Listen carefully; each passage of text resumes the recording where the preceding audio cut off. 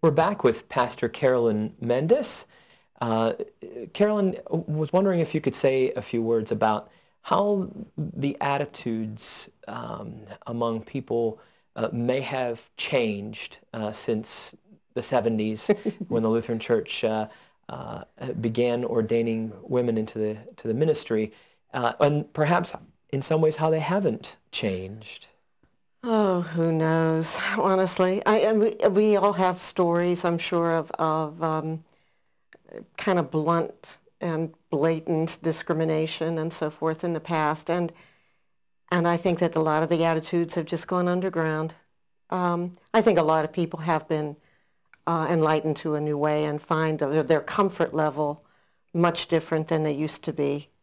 They used to have about these kinds of odd things, which was so odd at the beginning. I remember in first year of seminary, there was a program that linked new seminarians up with parish churches on weekends. So we would go and spend some hours during the Sunday and maybe Saturday, and just get some immersion, some experience of being in a church setting that was different from our home church. The man at our seminary who arranged that gave us names, we were to contact these pastors. So I took my name and I contacted the pastor, and I got a very brief, conversation with the pastor, and clarified that no, I was actually the person who was to come to that parish. I mean, it was like stunned silence. And then we communicated a little bit, and I hung up and finished the conversation. I said, there's something wrong there. So I went to the man who was running the program. I said, I have a feeling this isn't going to work out. There was a response that was totally, that person was not expecting a woman.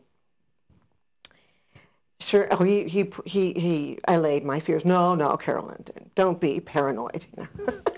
So a little while later, the wife of the pastor called the man who was running the program and said, absolutely not.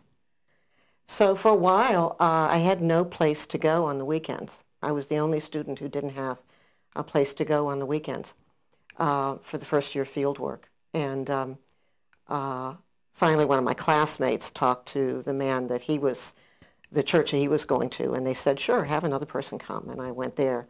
I'm not sure it was a good experience in terms of teaching me much of anything or exposing me to much. But, that's where we began. So things were pretty rough in those days. And as I said, when I went on my internship, the third year I was in seminary, when they would have, to arrange these internship things, they would have people who wanted interns, and the interns get in the same big room and mill around. That's how we found each other. Well, I happened to have the worst case of the flu I ever had in my entire life. So I was totally stoned. I had medication, and I was walking around in a daze, and I didn't even get there till late because I was so sick. I was throwing up and everything. So I finally got there. Most of the internships had been already nailed down. So I ended up with an internship that I actually enjoyed a lot. It was up in the Finger Lakes, and I was in a house on East Swamp Road, right next to the church that I was serving, and there was no pastor there. I was taking care of it as a sort of almost like an interim situation. So it was an immersion, but it was a very tiny little congregation, and I just enjoyed myself while I was there. And I would go into Rochester periodically for some supervision with a pastor who was also a counselor. He was a good man. And that year, I got to know the bishop up there. And I was very glad that I had done that, because when I came back to seminary and we had contact with this synod, as I said, they really didn't know what to do with me. And I think they were very relieved that I had a relationship with the synod up in Upper New York Synod, and I was able to go there when I was ordained. And there was one other girl in my class, one other woman, that was Judy McKee. And when we hit examination, I think it was a question of timing. She came along at that point when they said, well, we can't just pass everybody. And she didn't get passed for a while. She didn't get approved for ordination for a while. And I think it was totally unjustified. But so I think she really suffered some injustice there. But because of that, I've been ordained longer than she has. That's the only reason. It was the luck of the draw. It's interesting, Carolyn, you and I actually have something in common in that we are both members of a clergy couple, so to speak. My wife happens to be a Lutheran pastor as well. And from our experience, it seems that in some ways the attitudes have changed, but in some ways we still have a little way to go in terms of a more fuller acceptance of women in the ordained ministry. Carolyn, I was wondering if you could tell us the story that you told me about the little boy from the first parish that you served. Oh, yeah. Oh, yeah. My wonderful first parish in Mayville. I served there for 3 years. Then another woman came and served there, and then another woman came and served there. So there was a little boy who, when a supply pastor came in one time when pastor was on vacation, and it was a man, turned to his mommy and said, "Mommy, a man pastor." He had never heard of such a thing. He had never experienced that before.